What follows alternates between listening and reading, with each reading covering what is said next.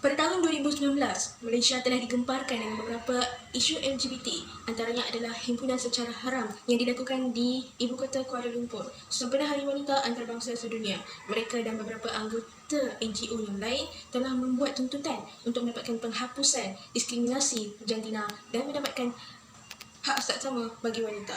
Manakala pada tahun 2020, isu ini dihangatkan lagi dengan isu golongan transgender yang menunaikan ibadah umrah di Tanah Suci Haram Mekah. Persoalannya adalah, apakah itu LGBT? Bagaimana ia berlaku? Apakah kepentingannya? Apakah kesannya terhadap masyarakat? Bagaimana perspektif masyarakat terhadap isu ini? Dan apakah solusinya? Mari kita kupaskan perbincangan ini. Teruskan bersama kami. Soal akidah.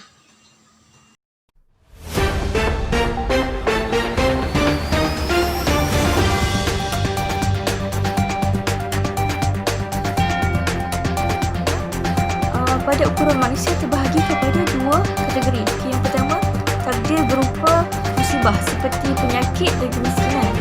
Benar kata itu, dan cara itu mereka lakukan dengan mereka berpakaian wanita, mereka menyerupai wanita, mereka Sebagaimana yang kita tahu bahawa Nur Sajat merupakan seorang lelaki. Sebagaimana untuk menunjukkan dan juga membuktikan kepada masyarakat di luar sana bahawa dia adalah perempuan walaupun secara Muhammad Sajat Kamaruzzaman. Jadi apa kata mufti? Jadi yang pertama,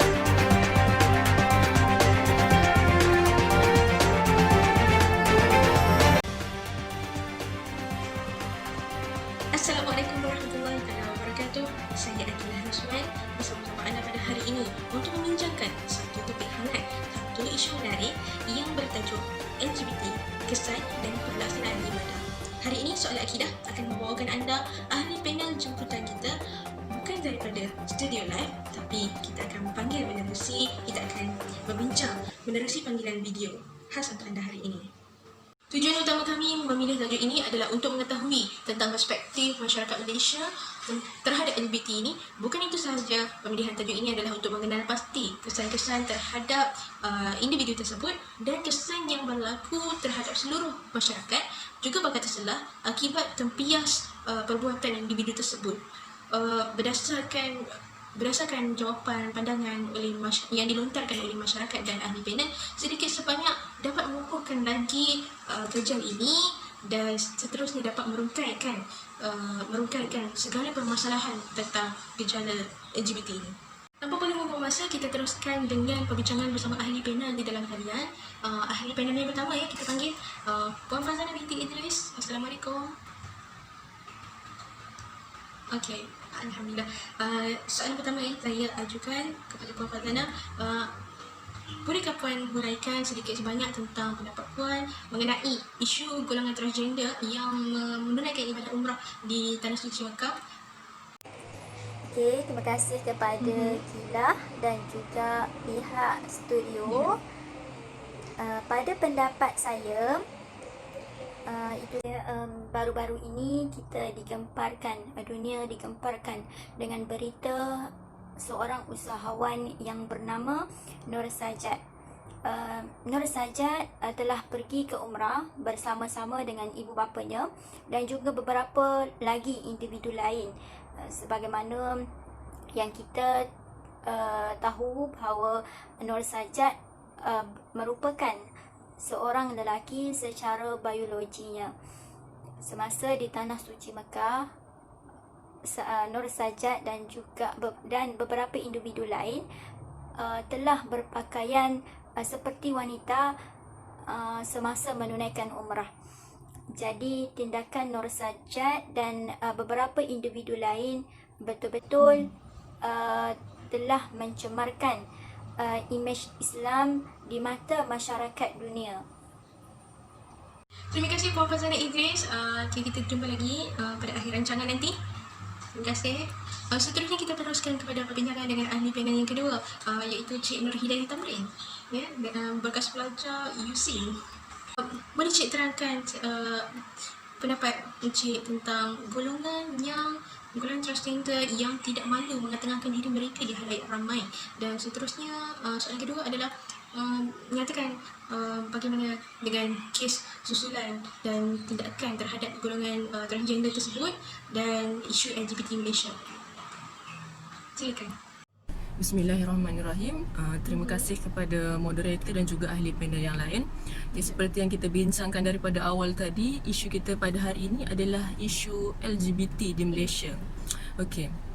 Pada pandangan saya, golongan LGBT yang ada di Malaysia pada masa kini, mereka sudah tidak ada rasa malu untuk mengetengahkan diri mereka, terutamanya dengan teknologi masa kini, dengan adanya internet, dengan adanya media sosial. Mereka semakin berani untuk mengetengahkan diri mereka dan mengatakan bahawa mereka itu adalah golongan LGBT, ataupun bahasa mudahnya, mereka berani dan tidak malu untuk mengatakan bahawa mereka itu adalah pondan, mereka itu adalah maknya. Seperti isu yang semua orang tahu, seperti Nur Sajat ataupun Safi Ilyas, tetapi saya tidak mahu mengulas isu itu kerana isu mereka itu telah diulas oleh ahli panel yang lain. Cuma saya ingin menyentuh satu video yang tular pada tahun 2019, jika kalian masih ingat, adalah video Faiz Roslan dan rakan-rakannya melakukan tarian tular ketika itu. Dan tarian itu mereka lakukan dengan mereka berpakaian wanita, mereka menyerupai wanita, mereka bersolek, mereka memakai rambut palsu, memakai baju wanita. Dan mereka tidak malu untuk melakukan tarian yang tidak sopan itu, dan mereka telah memuat naik video tarian tidak sopan tersebut pada hari pertama Ramadan tahun 2019. Seolah-olah mereka itu sudahlah mereka tidak rasa malu berpakaian dan menari seperti itu. Mereka juga tidak menghormati bulan Ramadan yang mulia itu. Selain itu, golongan ini juga semakin hari semakin mencabar undang-undang negara Malaysia ini, iaitu mereka sehinggakan golongan ini meminta hak daripada negara untuk negara kita menerima golongan mereka ini, sedangkan negara Malaysia adalah negara Islam dan Islam sangat melaknat dan menentang golongan ini. Justru Perdana Menteri kita ketika itu tahun 2019, iaitu Yang Berhormat Tun Dr. Mahathir, beliau telah mengatakan bahawa negara tidak akan mengiktiraf ataupun menerima golongan ini di Malaysia. Tetapi mereka masih semakin hari semakin mencabar undang-undang negara kita. Mereka semakin mengetengahkan diri mereka. Oleh itu saya menyeru kepada pihak berwajib dan juga semua rakyat Malaysia, semua umat Islam di Malaysia ini, untuk kita sama-sama berganding bahu membendung isu ini demi keharmonian, kesejahteraan negara Malaysia kita sebagai umat Islam. Kita sama-sama membendung mereka ini supaya mereka tidak terlalu mengetengahkan diri, supaya mereka tidak meminta hak. Kita jangan beri hak kepada golongan ini kerana kita negara Islam, kita harus menjaga kesucian Islam kita. Itu saja aku saya. Terima kasih. Baik, terima kasih Cik Nur Hidayah Tamrin atas perkongsian dan pendapat yang dilontarkan begitu bernas sekali. Okey, terima kasih. Seterusnya kita kembali kepada perbincangan kita yang seterusnya, iaitu persoalan yang ditimbulkan adalah adakah terdapat unsur-unsur penipuan dan kepentingan diri sendiri dalam agensi yang menguruskan perjalanan Muhammad Sajat Kamaruzaman ini pergi ke Tanah Suci Mekah. Kita teruskan jawapan ini dengan saudari Nur Zatil Akmal. Assalamualaikum. Dalam kisah Sajat pergi ke Tanah Suci Mekah ini juga boleh dikaitkan dengan unsur penipuan dan juga kepentingan diri sendiri, di mana dia sanggup untuk berpakaian seperti seorang perempuan di Tanah Suci Mekah semata-mata untuk menunjukkan dan juga membuktikan kepada masyarakat di luar sana bahawa dia adalah perempuan, walaupun secara hakikatnya dia adalah seorang lelaki. Malah dengan kehadiran golongan ini di Tanah Suci Mekah juga dapat menimbulkan ketidaksenangan dalam kalangan para jemaah dan juga masalah lain seperti berkongsi tandas dan kawasan solat dengan wanita yang bukan mahram.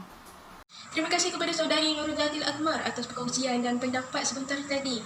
Begitu bernas sekali dan lancar tentang bagaimana unsur-unsur penipuan. Okey, seterusnya kita teruskan dengan persoalan yang seterusnya, iaitu bagaimana dengan penjelasan ulama ataupun mufti tentang isu LGBT ini, dan bagaimana pula dengan Nur Sajat dan golongan transgender yang termakam. Dipersilakan kepada saudari kita daripada jauh kita panggil, dari Sabah, Sempurna, Nur Faizah binti Kahar. Dipersilakan. Okey, terima kasih. Saya Nur Faizah Kahar akan mengulaskan tentang perbincangan mufti soal isu Sajat ataupun juga dikenali sebagai Muhammad Sajat Kamaruzaman. Jadi, apa kata mufti? Jadi, yang pertama adalah Mufti Wilayah Persekutuan Datuk Seri Dr. Zulkifli Muhammad Al-Bakri. Beliau berkata bahawa umrahnya sah, tetapi perbuatan ini dikira haram dan juga berdosa kerana ia perlu mengikut hukum asal, hukum wajib, iaitu menunaikan umrah mengikut asal kejadian dan tidak asalnya. Okey, dan beliau juga sendiri bersama pejabat mufti Wilayah Persekutuan telah bertemu dengan JPN bagi mengesahkan identiti Sajat yang memang didaftarkan sebagai lelaki. Dan resolusi Muzakarah Haji juga menyimpulkan bahawa Mukhannas semula jadi ataupun disengajakan, hukum individu tersebut haruslah mengikut hukum kejadian asalnya. Okey, seterusnya Mufti Kelantan iaitu Datuk Muhammad Syukri berpandangan bahawa sepanjang ibadah umrah yang dilakukan oleh Sajat adalah sah jika cukup syarat, namun Sajat telah melanggar perintah dan tidak taat kepada Allah dengan tidak mengikut fitrah yang ditetapkan. Jadi beliau menjelaskan bahawa soal berpakaian wanita itu adalah kesalahan lain. Namun dari segi ibadah sah jika cukup syarat. Dan bagi pendapat beliau bahawa ini boleh merosakkan imej negara sebagai imej negara dalam soal haji. Terima kasih. Terima kasih kepada Saudari Nur Faizah Kahar atas perkongsian dan penerangan pendapat mengenai penjelasan mufti dan ulama tentang isu LGBT ini. Seterusnya kita teruskan kepada perbincangan yang hampir-hampir di penghujung rancangan, iaitu kita membincangkan tentang apakah kepentingan tajuk isu LGBT, kesan dan pelaksanaan ibadah. Kita tujukan soalan ini untuk dihuraikan daripada Saudari Puan Farzana binti Idris. Dipersilakan. Okey, terima kasih kepada Kila dan juga pihak studio. Pada pendapat saya, kepentingan kita membincangkan isu LGBT ini supaya masyarakat berganding bahu, rapatkan barisan, kukuhkan amalan dan pegangan agama untuk menangkis gejala negatif, seterusnya mengelakkan generasi kita dari terjebak dengan amalan songsang LGBT. Semoga diri, keluarga dan masyarakat kita dijauhkan dari pengaruh amalan LGBT bagi menjamin keutuhan pewaris negara dan bangsa pada masa hadapan. Itu sahaja daripada saya. Sekian, terima kasih. Seperti yang dijanjikan, kita telah pun kembali pada Puan Farzana Idris untuk membincangkan tentang kepentingan tajuk isu LGBT ini. Seterusnya, sebelum kita akhiri perancangan soal akidah kita pada hari ini, kita bincangkan tentang bagaimana kesan atau impak yang kepada masyarakat, individu dan negara. Boleh kita tujukan soalan ini kepada Nurzatil Akmal, Saudari Nurzatil Akmal. Dipersilakan. Kes ini juga dapat memberi kesan kepada kita khususnya dari segi agama, masyarakat dan juga negara.